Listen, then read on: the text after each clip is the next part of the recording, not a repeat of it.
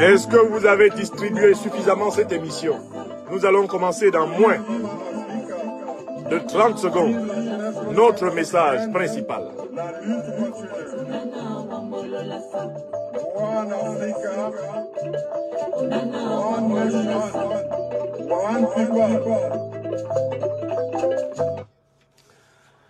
Comoriennes, Comoriens, salam alaikum.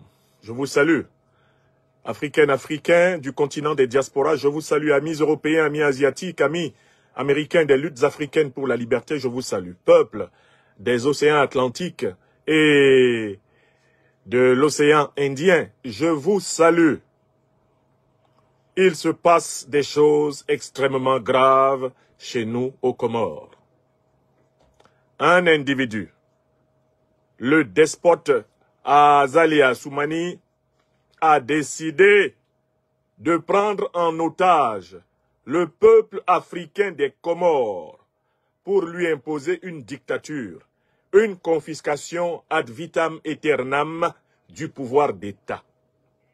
Azali est un putschiste à l'origine, instrumentalisé par le néocolonialisme français pour continuer à tripatouiller et à contrôler d'une manière ou d'une autre les îles Comores et en faire une zone d'influence pour ce néocolonialisme dans l'océan Indien, aux portes de l'île de la Réunion, et les Comores qui, vous le savez, ont été volés de l'une de leurs îles composant leur archipel, l'île de Mayotte, qui n'est ni plus ni moins qu'une île des Comores. Monsieur Azali est un individu qui se prévaut d'être un honorable dignitaire politique africain, puisque président de l'Union africaine, celui-ci s'est rendu il y a quelques mois en Russie, où il a donné à voir un spectacle complètement incongru. Présent en Russie à l'occasion du sommet entre la Russie et l'Afrique, M. Azali s'est illustré par le refus de figurer dans une photo où, prétendait-il, il y avait des dirigeants qui n'ont pas pris le pouvoir par la voie démocratique. Lui, Azali, drapé et juché sur ses ergots de président de la soi-disant Union africaine, voulait montrer le bon exemple en n'encourageant pas les prises de pouvoir antidémocratiques. Or, qu'est-ce que c'est que les prises de pouvoir antidémocratiques en Afrique? Ce sont les coups d'État militaires, ce sont les coups d'État civils, ce sont les fraudes électorales. Les trois pratiques antidémocratiques d'acquisition du pouvoir sont une spécialité d'Azali. Azali est arrivé au sommet de la classe politique comorienne par le coup d'État militaire. Azali a depuis lors régulièrement pratiqué la fraude constitutionnelle, la manipulation constitutionnelle pour s'éterniser au pouvoir. Et Azali est un expert attitré de la fraude électorale. Voilà quelqu'un qui n'existe politiquement que par le coup d'État militaire, par la fraude constitutionnelle et par la fraude électorale, et qui se permet à Moscou de tenter de s'improviser comme un ange de lumière, donnant des leçons aux dirigeants révolutionnaires panafricanistes ouest-africains, les plus aimés des Africains du monde entier aujourd'hui, le président Assimi Goïta du Mali, le président Ibrahim Traoré du Burkina Faso et le président Abdourahmane Tiani du Niger. Azali Assoumani qui, du point de vue de l'estime, de l'affection, de l'amour des Africains, n'atteint pas à la cheville un seul des dirigeants, les 3 étoiles polaires de la révolution africaine, du Mali, du Burkina Faso et du Niger, Azali a cru pouvoir s'improviser à Moscou en Russie, à Saint-Pétersbourg en Russie, donneur de leçons démocratiques. Or, nous sommes en 2024 et le week-end qui vient de se dérouler, Azali organisait de soi-disant élections. À l'occasion de ces élections, nous assistons à les manifestations les plus ubuesques, les plus flagrantes, les plus scandaleuses, les plus abominables de la fraude et de la corruption politique. J'ai commencé à publier et je vais publier le maximum de témoignages en direct de nos frères et sœurs des Comores, actuellement envahis par la soldatesque criminelle d'Azali, les sbires, les mercenaires d'Azali. Nous avons quantité de vidéos montrant des militants au service d'Azali en train de bourrer les urnes dans plusieurs points centraux électoraux, dans plusieurs lieux de comptage.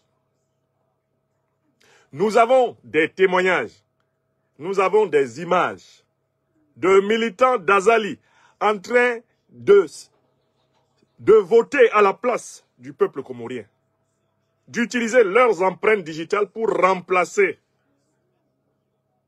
les citoyennes et les citoyens qui devaient librement choisir leurs dirigeants aux Comores.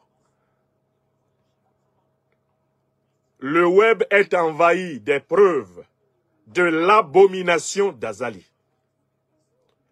Au moment où je vous parle, l'individu a fait sortir ses menus criminels dans les rues des villes de l'archipel des Comores. La ville de Moroni, à l'instant où je vous parle, est sous tension. Le peuple proteste et au lieu de reconnaître la souveraineté de ce peuple, Azali répond par la violence. On entend à Moroni des tirs d'armes automatiques. On entend à Moroni des explosions de grenades.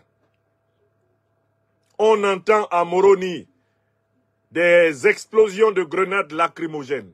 On entend à Moroni les accélérations des nervis d'Azali montés sur des pick-up, utilisant l'argent du peuple africain des Comores pour maltraiter notre peuple africain des Comores. Non, si vous avez un problème de son, quelque part, le problème est chez vous. Moi, je n'en ai pas ici. Et je crois que la plupart de ceux qui m'écoutent sur Facebook m'entendent bien. Rassurez-moi, vous m'entendez bien. Si vous n'avez pas de son, côté Facebook, c'est que vous avez un problème de son, vous, à votre niveau. La plupart de ceux qui m'écoutent sur Facebook, et ils sont pratiquement 400 personnes, ont le son. De la même façon, il n'y a pas de problème de son du côté de YouTube, où vous êtes plus de 400 personnes en direct, du côté de TikTok, où vous êtes plus de 230 en direct. N'oubliez pas de diffuser cette émission. Ne vous contentez pas de la regarder. C'est un service rendu à la résistance, à la révolution comorienne, au peuple africain des Comores, car les Comores, c'est l'Afrique. J'ai vu quelques commentaires de gens qui ne savent pas que les Comores, c'est l'Afrique. L'île de la Réunion, c'est l'Afrique. Madagascar, c'est l'Afrique. Mayotte, c'est l'Afrique. Il faut que vous le sachiez très bien. L'île Maurice, c'est l'Afrique. Donc ne parlons pas. Djibouti, c'est l'Afrique. Ne parlons pas de ces pays-là comme si nous parlions d'un pays étranger. C'est chez nous. Donc, l'engagement que nous avons pour des tragédies qui ont lieu sur le continent est le même que nous avons pour les tragédies qui ont lieu dans les îles. De la même façon que nous savons que culturellement, Haïti, c'est l'Afrique. Nous savons que culturellement, la Martinique, la Guadeloupe, la Guyane, une bonne partie du Brésil, l'Amérique latine, c'est l'Afrique. Nous le savons. Oui ou non? Prenez conscience que le concept d'Afrique n'est pas qu'un concept simplement géographique, c'est un concept culturel, c'est un concept spirituel.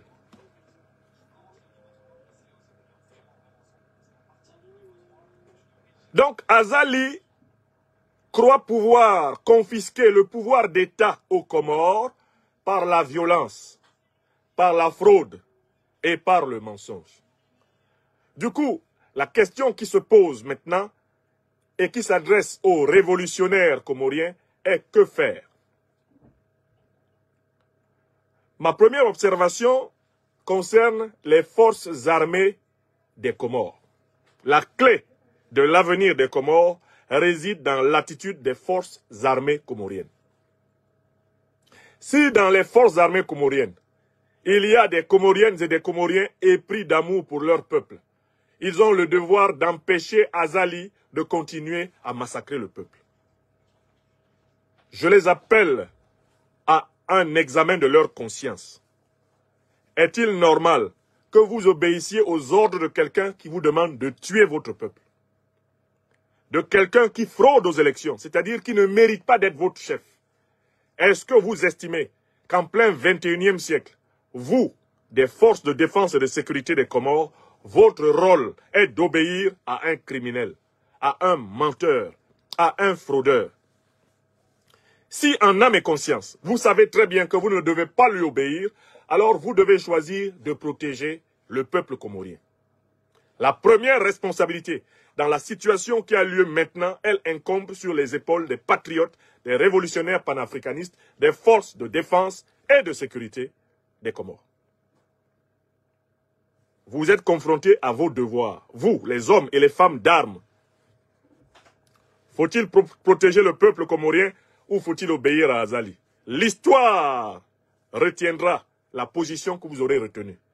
Et alors que vous croyez éventuellement pouvoir vous dérober, n'oubliez pas que la pourriture de la situation politique, économique, sociale, culturelle des Comores rejaillira sur vous et sur vos enfants.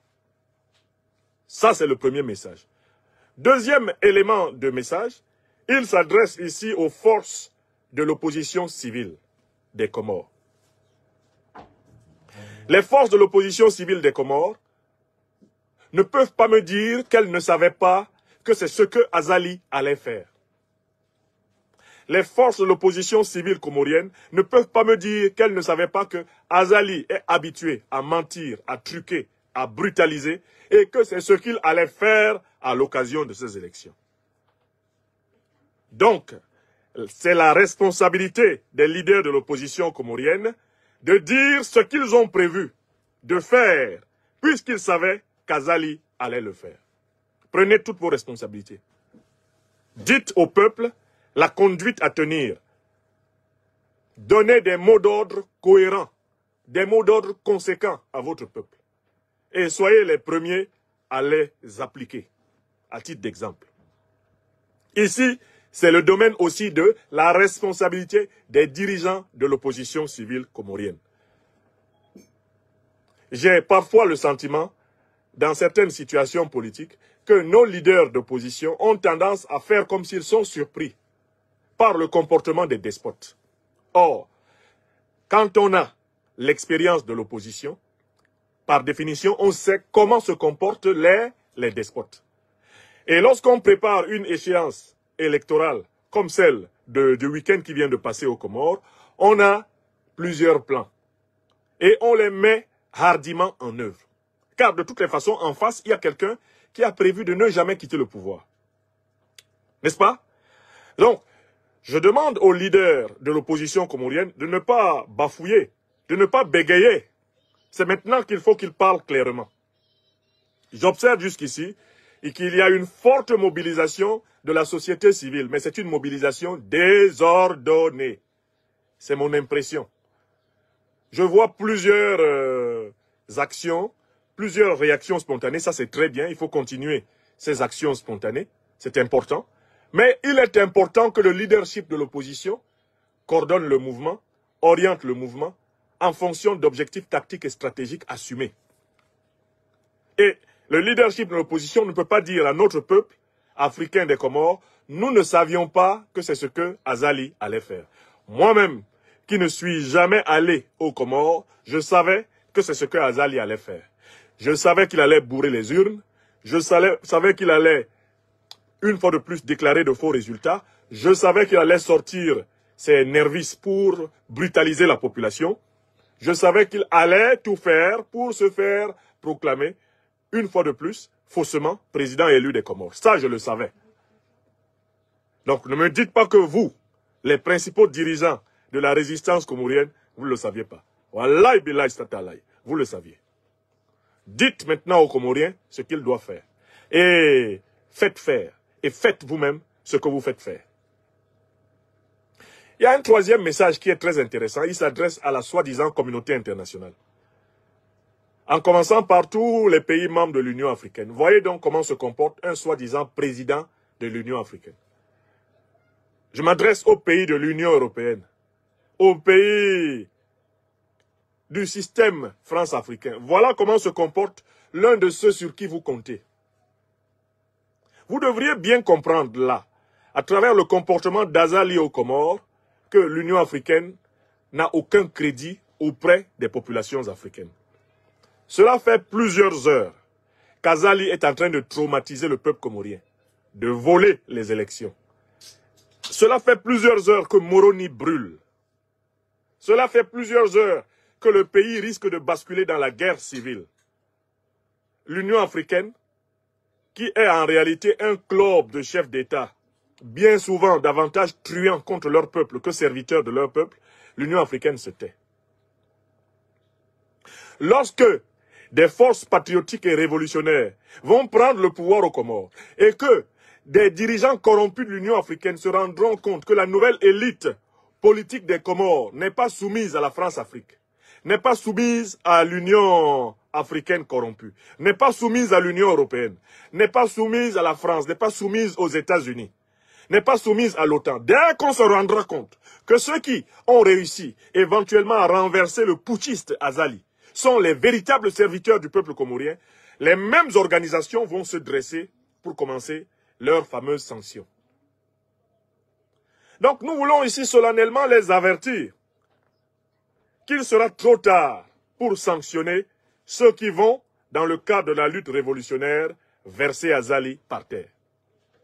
Il sera bientôt trop tard pour que la parole de l'Union africaine soit encore audible aux Comores. Trop tard pour que la parole de l'Union européenne soit encore audible aux Comores. Il sera bientôt trop tard pour que la parole de la France, la parole des États-Unis soit encore audible aux Comores.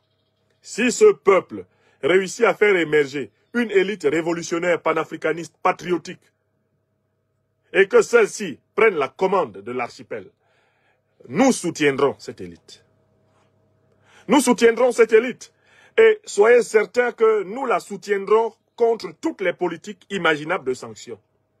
Comme nous avons soutenu l'élite révolutionnaire malienne, l'élite révolutionnaire burkinabé, l'élite révolutionnaire nigérienne. Nous appliquerons exactement la même règle de solidarité. Donc avertissons l'Union africaine, avertissons l'Union européenne, avertissons les grandes puissances occidentales, si promptes à donner des leçons de démocratie, d'aller ramasser leurs valets à Moroni et de le ramener chez elles, si elles veulent. Mais si le peuple comorien, les forces révolutionnaires et panafricanistes des Comores réussissent à l'emporter, ne vous mettez pas en travers de notre chemin. Nous n'accepterons aucune sanction, aucune injonction, aucune orientation. Vous ne viendrez pas nous dire combien de temps va durer la transition comorienne si Azali tombe. Je vous avertis, nous soutiendrons le peuple comorien si celui-ci, par ses propres forces patriotiques, révolutionnaires, progressistes et panafricanistes, l'emporte contre Azali.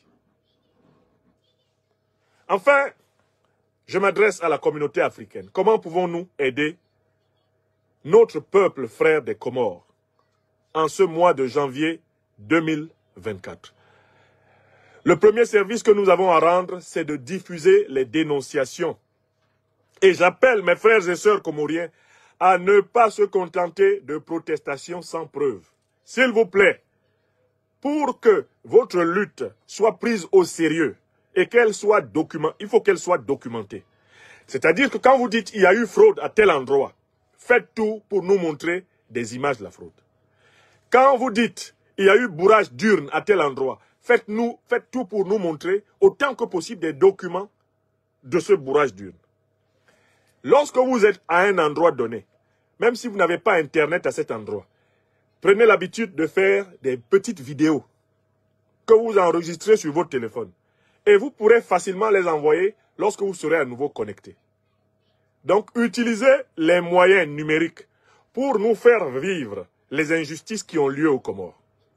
Ne vous contentez pas de faire des phrases. Moi, j'ai reçu beaucoup d'alertes sous forme de phrases. Mes chers frères, il ne suffit pas de trouver mon numéro WhatsApp et de m'écrire « Oh, il se passe des choses graves aux Comores. S'il vous plaît, dénoncez. » Qu'est-ce que vous voulez que je dénonce sur la base d'une phrase que vous écrivez?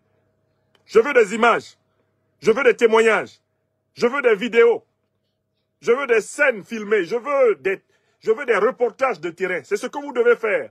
Et nous qui sommes à l'extérieur, notre rôle, c'est de le faire connaître au monde entier. C'est le premier service que nous ayons à rendre au peuple comorien. Mais il faut que nos frères et sœurs qui sont aux Comores prennent au sérieux la notion de dénonciation.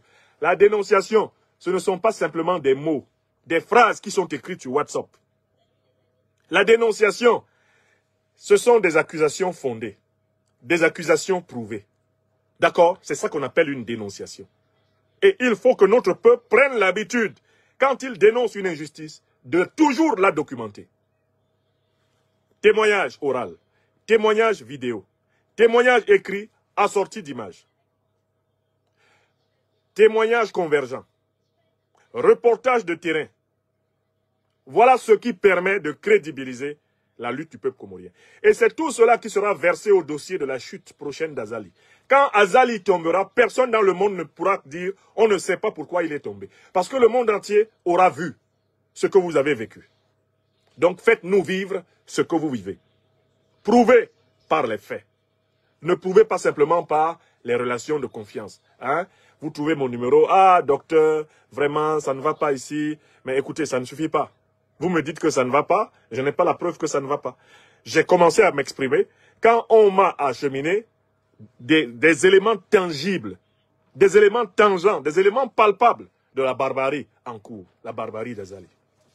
Donc, le premier service que l'Afrique des libertés peut rendre au peuple comorien, c'est de l'accompagner dans l'activité de dénonciation. Le deuxième service que l'Afrique des libertés peut rendre au peuple comorien, c'est de connecter l'élite révolutionnaire et patriotique des îles Comores avec l'élite révolutionnaire et patriotique du continent. Aider à accélérer ces connexions. Mais vous savez qu'il est très difficile de trier le bon grain, de le séparer de l'ivraie dans des situations révolutionnaires, dans des situations de conflit. Il y a beaucoup de gens qui sont pressés d'entrer en relation avec tel, mais qui ne sont pas forcément, en réalité, intéressés par la libération du peuple comorien. Voilà pourquoi ce sont des organisations politiques crédibles, des personnalités bien assises, crédibles et méthodiques dans leur manière de travailler politiquement, qui méritent d'être connectées à l'élite révolutionnaire du continent. Vous ne pouvez pas, à partir d'initiatives complètement isolées et même mal structurées, un discours qui n'a pas de structuration, qui n'est pas une vision. Vous ne pouvez pas vouloir entrer en relation avec l'élite révolutionnaire continentale dans ces conditions. Il faut s'organiser et il faut confier le porte-parole de la résistance comorienne à des Comoriens hautement crédibles, structurés, qui, dès lors qu'ils rentrent en relation avec l'élite révolutionnaire continentale, sont capables de dessiner les conditions d'une coopération efficace et efficiente. Voilà le deuxième service que nous pouvons rendre, mettre en relation des organisations et des élites structurées de la lutte comorienne avec les organisations et les élites structurées du continent. Dans ce domaine, je m'engage à aider à une bonne sélection, à une bonne structuration, à une bonne interconnexion.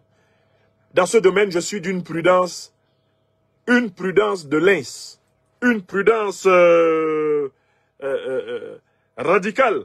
Parce que bien souvent, beaucoup d'imposteurs se glissent dans la prétention à représenter leur peuple en lutte, alors qu'il s'agit simplement de chercher à profiter de certaines situations pour leurs intérêts purement personnels ou même pour les intérêts de la dictature. Enfin, la troisième aide que nous puissions apporter à nos frères et sœurs comoriens, c'est de leur dire que ces moments de crise doivent être pour eux l'occasion de voir qu'on bénéficie du soutien des Africains que nous sommes tous quand on est investi à les aider. Le leadership et le peuple comorien vont recevoir autant de soutien, au moins, qu'ils ont été capables d'en apporter aux autres. C'est une loi. C'est une loi qu'il faut pratiquer. Quand vous appelez tous vos frères et sœurs africains au secours, demandez-vous si dans les situations dans lesquelles ils se sont retrouvés, vous avez agi pour eux. Donc, en fait, la meilleure façon d'aider le peuple comorien, c'est de lui rendre la solidarité dont ses membres ont été capables envers les peuples frères africains. Et il faut bien voir que la solidarité envers vous est bien souvent proportionnelle à votre solidarité envers les autres. Les crises comme celles que vous traversez sont l'occasion de vous demander que faisons-nous pour l'Afrique? Moi, qu'est-ce que je fais pour l'Afrique? Mon parti, qu'est-ce qu'il fait pour l'Afrique? Eh bien, mon organisation de lutte, qu'est-ce qu'elle ferait pour l'Afrique? Combien de fois je me suis engagé pour une cause d'un pays africain géographiquement lointain de mon archipel? Combien de fois? C'est un problème que nous avons en Afrique. Chacun souhaite qu'on s'intéresse à son problème, mais très peu s'intéressent sérieusement aux problèmes des autres. Pourtant, tes problèmes et les problèmes des autres sont liés. Si les autres se libèrent, ça peut te libérer. Si tu te libères, ça peut libérer les autres. Donc, il faut vraiment que cette crise soit une occasion de renforcer nos habitudes de solidarité. Oui, moi je suis originaire du Cameroun. Toi, mon frère, toi, ma soeur comorien, qui m'avait contacté pour que je vienne à votre secours. Combien de fois vous avez été à mon secours pour dénoncer la dictature de Paul Biya au Cameroun? Vous savez même que nous avons un tyran là-bas depuis 42 ans pratiquement. Vous le savez? Vous avez écrit combien de postes contre lui? Vous avez écrit combien de postes contre lui? Et je m'adresse ici aux dirigeants, aux élites, aux intellectuels des Comores. Vous nous aidez à combattre les dictatures du continent? Donnez vos états de service. Que la crise comorienne là, en cours, soit l'occasion pour les Comoriens de se rendre compte qu'ils sont des Africains et qu'ils ont des responsabilités sur les luttes continentales africaines. N'attendez pas que la crise commence chez vous pour compter sur l'Afrique. Agissez en Afrique. C'est dans l'intérêt du leadership comorien d'être présent dans les batailles africaines. Et c'est précisément parce que vous avez laissé Azali, lui, s'imposer comme étant un Comorien connu parmi les Africains, qu'il peut utiliser ses relations avec les chefs d'État voyous du continent africain pour traumatiser le peuple comorien. Il faut que le leadership comorien s'affirme sur le continent, dans d'autres domaines, et d'autres façons que par la voie institutionnelle. Voilà le troisième élément, la solidarité. Vous devez être présent pour soutenir les peuples sur le continent, comme vous demandez au peuple du continent, à vos frères et sœurs que nous sommes, d'être présents pour vous soutenir. C'est ça, la loi d'action-réaction, et c'est la loi de vibration en communion. La vibration en communion, c'est cela qui va libérer et co-libérer l'Afrique. Que Dieu protège les vies de nos frères et sœurs aux îles Comores contre le barbare, le despote Azali. Qu'il donne au leadership patriotique, panafricaniste, progressiste, révolutionnaire, des armées comoriennes, de la société civile comorienne, des diasporas comoriennes, l'énergie de s'organiser pour reprendre et rendre le pouvoir, reprendre le pouvoir des mains du despote et le rendre au peuple.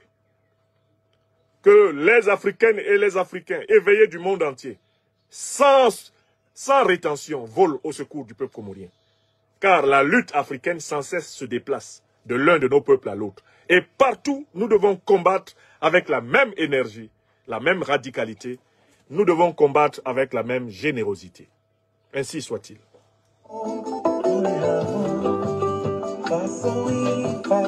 Soyez bénis, résistants des Comores. Vous savez comment m'acheminer tous les éléments de preuve de la barbarie d'Azali. Je vous ai aussi dit ma manière de comprendre le chemin qui vous conduira à la victoire. Il passe par l'armée comorienne, il passe par l'opposition civile patriotique panafricaniste révolutionnaire comorienne, il passe par les peuples africains et les organisations révolutionnaires continentales. Seul ce chemin conduit à la vraie liberté.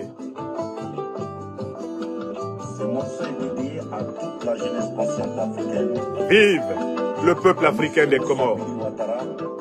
Vive les forces de défense et de sécurité qui prendront fait et cause pour le peuple contre le bourreau Azali. Vive le leadership révolutionnaire panafricaniste et nationaliste des Comores. Vive les Africaines et les Africains éveillés de toute la planète qui, je le crois, prendront au sérieux ce message d'alerte et de mobilisation et ouvriront leur plateforme sur les réseaux sociaux au témoignage de la lutte du peuple comorien.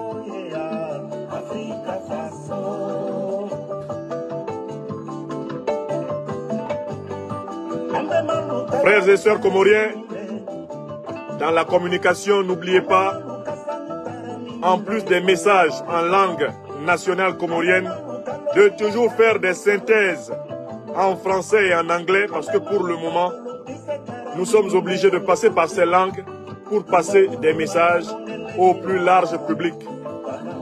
Il est difficile d'exploiter médiatiquement beaucoup de vos directs parce que vous ne pensez pas toujours à faire au moins un petit résumé dans une langue qui permette de passer le message au plus grand nombre.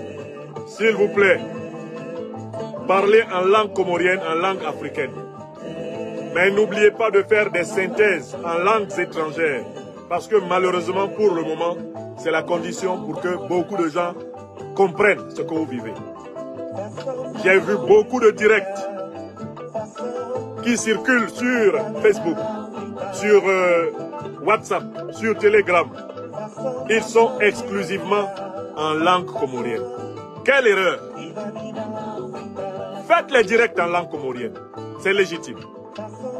Ajoutez toujours une synthèse en français ou en anglais. Ça, c'est la tactique et la stratégie de communication. Je suis désolé de voir même des leaders qui parlent pendant 10, 15, 20, 30 minutes et ne se rendent pas compte qu'ils ne sont compris que par ceux qui comprennent la langue comorienne. Faites preuve d'efficacité, de compétence dans la bataille des idées, s'il vous plaît.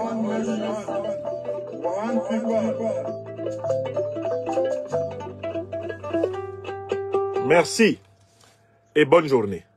Chose promise, chose due, chose faite. Je vous ai dit que j'apporterai au peuple comorien mon soutien. C'est fait.